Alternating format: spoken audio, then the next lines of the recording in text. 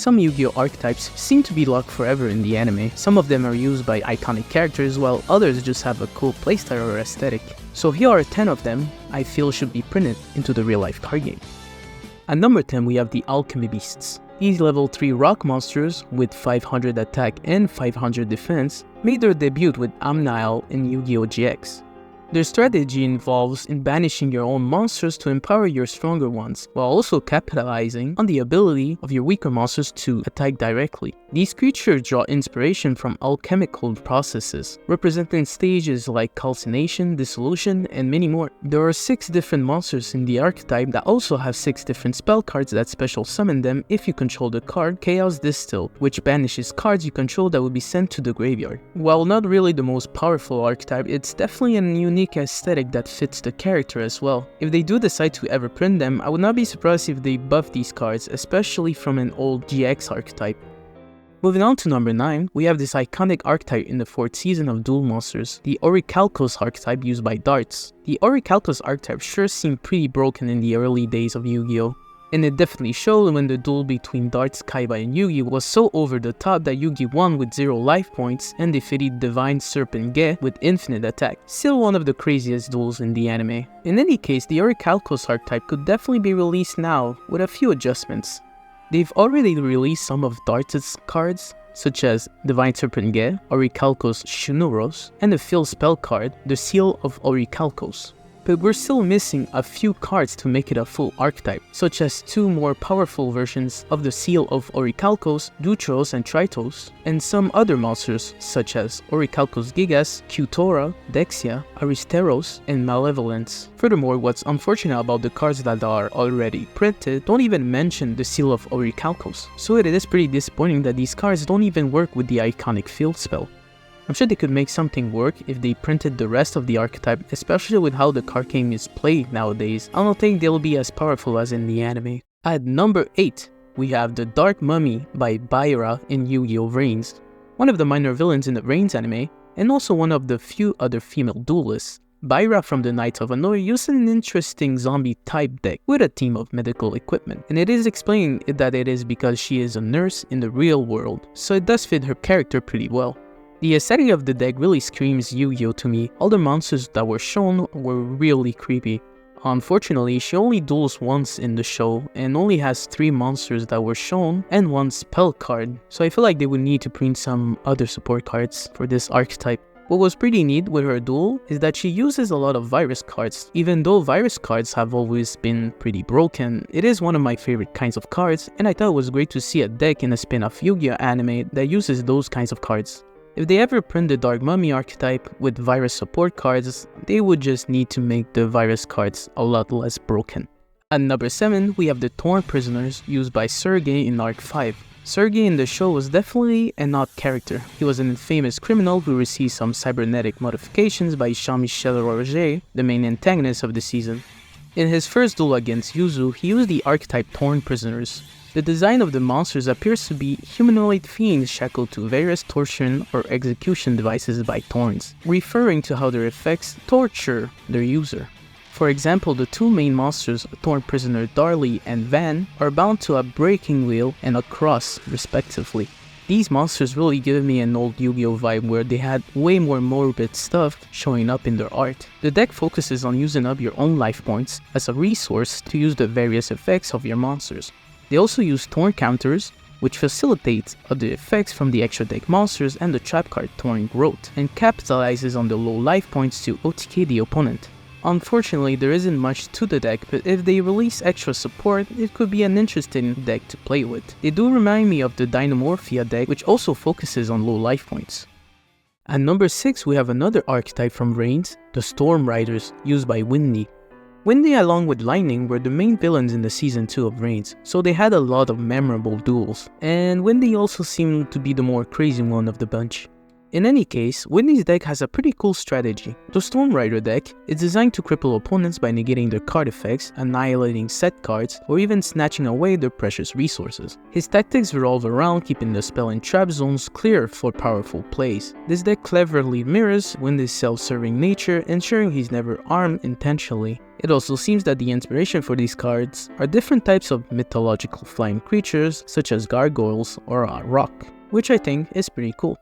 At number 5 we have the CC archetype from Rayra in Arc 5. Unlike the DD of his older brother Reiji, the CC archetype is certainly a unique archetype that seems to focus on only one monster, CC Critical Eye. That one monster seems to be used to fusion, synchro, and exceed summon using your opponent's monster.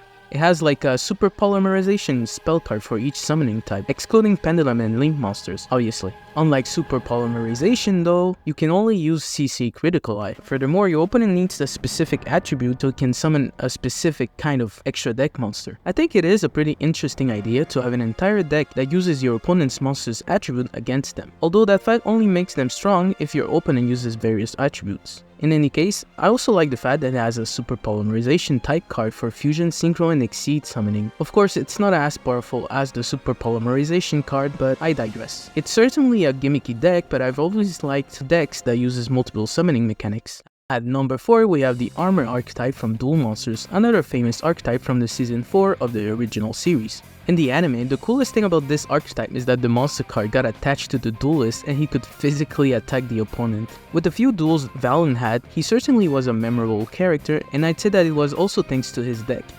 The archetype has two key traits.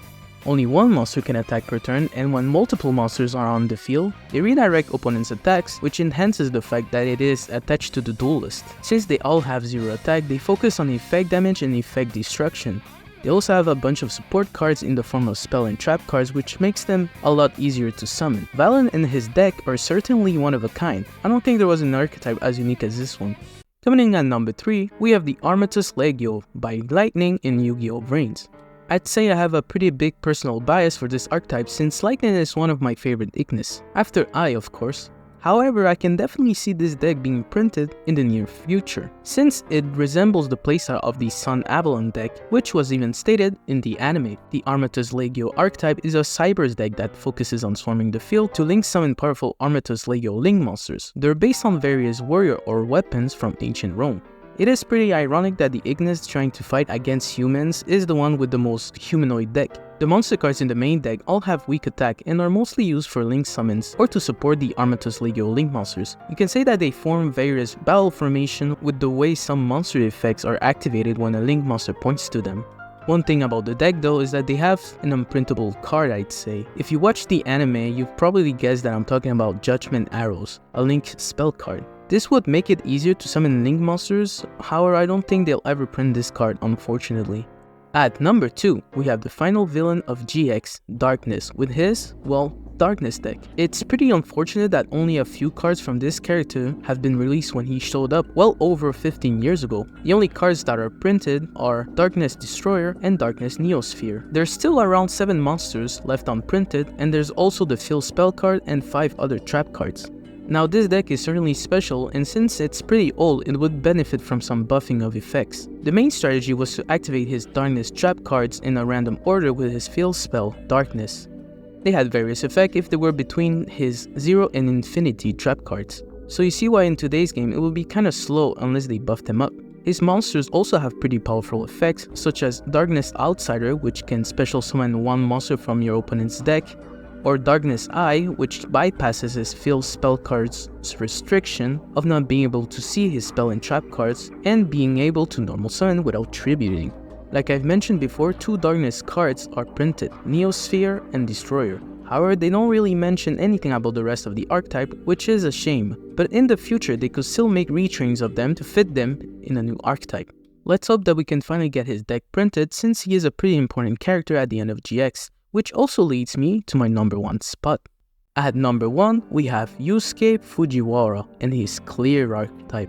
Yusuke is one of those villains that were influenced by Darkness in the final season of Yu-Gi-Oh! GX. Under his influence, he uses the Clear archetype, which focuses on the Clear World Field spell card that gives negative effects to your opponent according to the attributes of the monster they control. The Clear monsters, like the name suggests, don't have attributes, so they are immune to Clear World. It's a neat little gimmick to use your opponent's monster's attributes against them, just like the CC archetype. And if you can change the attribute of the monsters, then you can kinda control which negative effects to give them. Now there's only 2 official cards that have been released in this archetype, Clear Vice Dragon and Clear World. I do wonder why they ever printed only 2 of them. There's already enough cards in the anime to make a deck out of them. We have 5 different monsters and 3 different spell cards that are specific to the archetype. And maybe they can create support cards that change attributes of your opponent's monsters. I think the Clear archetype would definitely be one of the more fun decks to play with, and I definitely think that they deserve to be printed in the near future. So these were the top 10 Yu-Gi-Oh! Anime archetype I feel should be printed. So do you agree or disagree? What would be your pick? Feel free to leave it in the comments down below. Thanks for watching and see you next time.